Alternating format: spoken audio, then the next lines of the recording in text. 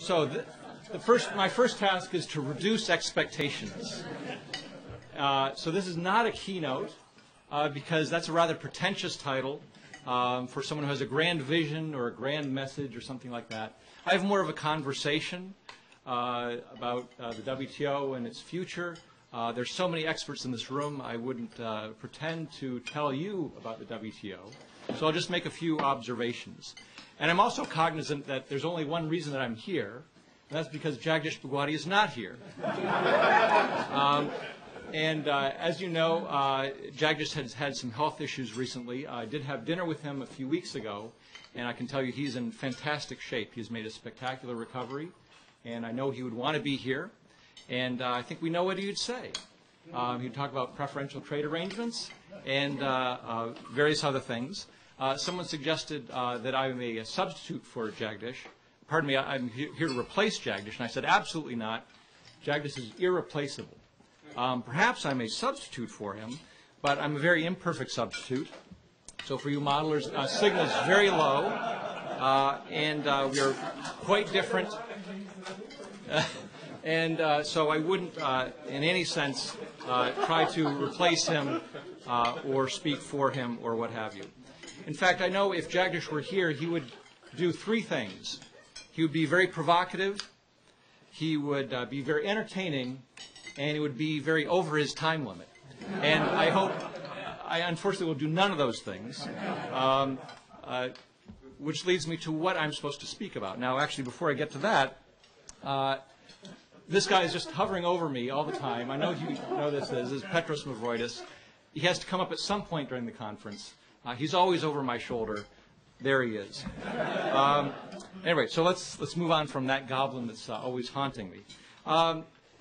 So when Bob asked me if I would fill in for Jagdish, I sort of said, well, I haven't really prepared anything. I don't know what I would talk about.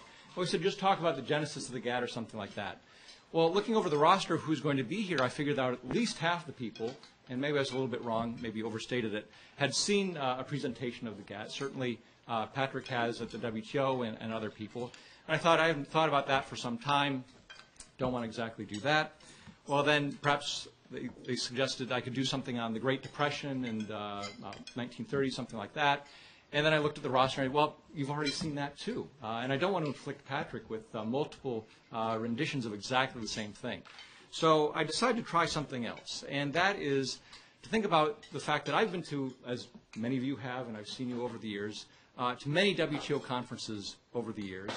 And they are rather gloomy affairs. And Gary mentioned this morning, that we can lament the state of the negotiations. The Doha round is going nowhere. The WTO maybe borders on irrelevancy. Big questions about the future of the WTO, which is why we're here. Things always look grim. And I want to step back a bit and reflect upon the successes, because I don't think they get equal billing. And I'm so glad that Bernard preceded me, because I'm going to pick up on a number of his themes and think about where we've been over the past 20 or 30 years. Now, I cut my teeth on trade policy issues in the 1980s. And I think for anyone who's done so, that was a very tumultuous time.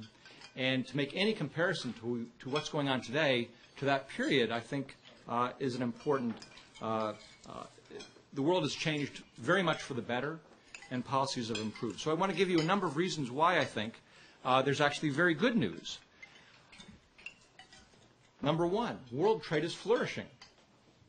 Number two, we have the most liberal trade policies in recorded history. Number three, we've survived a major financial crisis, the worst since the Great Depression, with rather limited outbreaks of protectionism.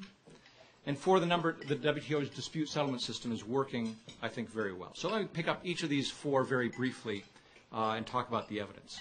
First of all, world trade is indeed flourishing. We can go way back to 1850. And there's been the secular increase in world trade with some big mishaps. One is the interwar period when things didn't look so well. There's actually a slowdown in the 1970s when trade policies regressed and things didn't look so well. But we're on another upward movement, interrupted, of course, by the financial crisis. But world trade is indeed, and I think the WTO's reports on the growth of world trade support this, it's growing at a very rapid rate. Commercial integration is proceeding apace. And when we think about things in the long scope of history, this is very good news in terms of just what's happening in terms of world trade. One reason, of course, and certainly not the only reason, is that we now have, I think, the most liberal set of trade policies around the world in history.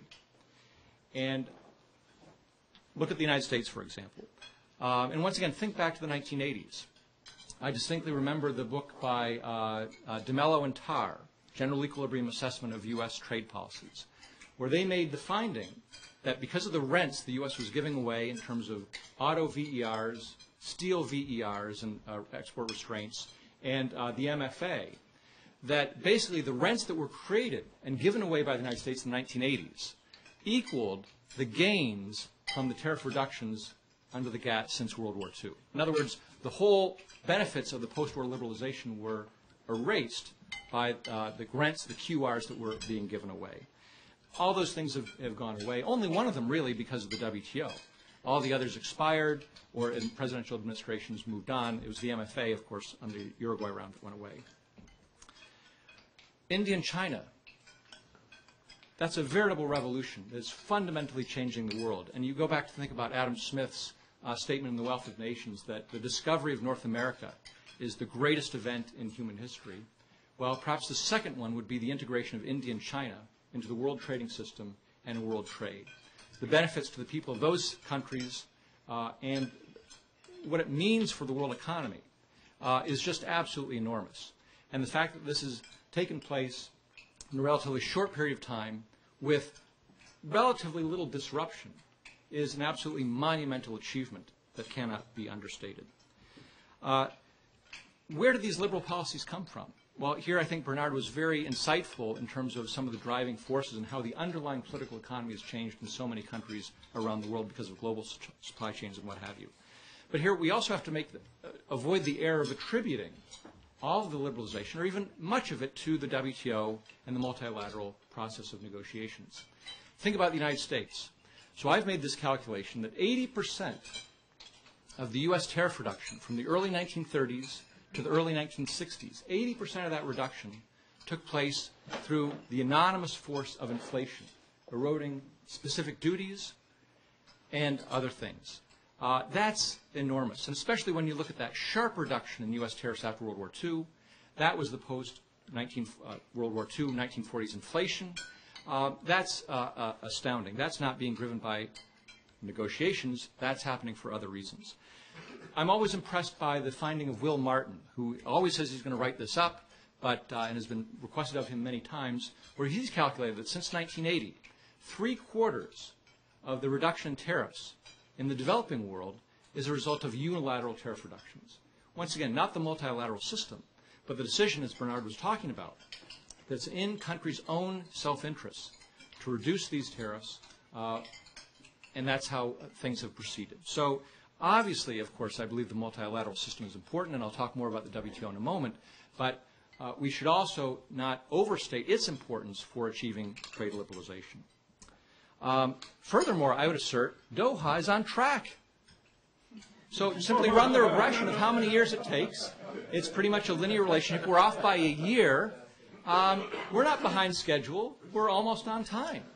Now, this does not bode well for the next round, which I think if we project this out, we're talking maybe 15, 16, 17 years or so. And, of course, this could be non-linear.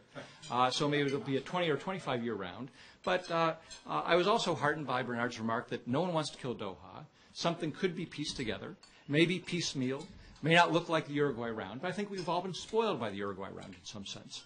We expect these big, grandiose things. That's not really how it's proceeded in the past, and certainly probably not how it's going to proceed in the future.